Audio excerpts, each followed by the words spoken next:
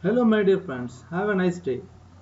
Today we discuss about inborn errors of metabolic disorder with reference to tyrosinosis or tyrosinemia.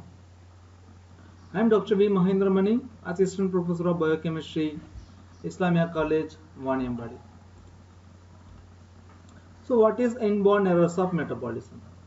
So inborn errors of metabolisms are a genetic disorder. It is inherited from the one generation to another generation, from parents to newborn babies. This inherited metabolic disorder that results from defect in the gene that encoding for a particular protein or enzyme. So the defect in the enzyme, with the enzyme involved in the intermediary metabolism, that faults make accumulation of a substrate that leads to various problems. So this defects generates abnormal chemical reactions that disturb the normal metabolic pathway that results in the toxic accumulation of substances behind the block of particular enzyme. So tyrosinosis or tyrosinemia is a genetic disorder caused by a deficiency of one of the enzymes that required for the process of tyrosine metabolism. That means a breakdown of tyrosine. If it is untreated, the tyrosine and its byproduct accumulate in the tissue and other organs that leads to severe medical problems. So there are three types of tyrosinemia that depends upon symptoms of the tyrosinemia and deficiency of enzyme. For example, tyrosinemia type 1, it caused by defect in the enzyme, namely fumarate acetoacetate hydrolase. This type 1 tyrosinemia, otherwise known as hereditary tyrosinemia, hepatorenal tyrosinemia, fumarate acetoacetate hydrolase deficiency disorder, or tyrosinosis or hypertyrosinemia. This is the metabolic pathway of a tyrosine breakdown pathway where the depends upon the enzyme defect that defined as type 1 tyrosinemia, type 2 tyrosinemia, neonatal tyrosinemia. We already discussed about phenylketonuria, alkaptonuria in the previous videos. Type 2 tyrosinemia, it is caused by a deficiency of enzyme tyrosine aminotransferase. This form of the disorder can affect the eyes, skin, and mental brain development because the tyrosine and its byproducts are accumulated in the eyes, tissues, skin that makes irritations, rashes, and other mental issues. Type 2 tyrosinemia is a rare disorder. It is caused by deficiency of enzyme, namely 4-hydroxyphenylpyruvate dioxygenase.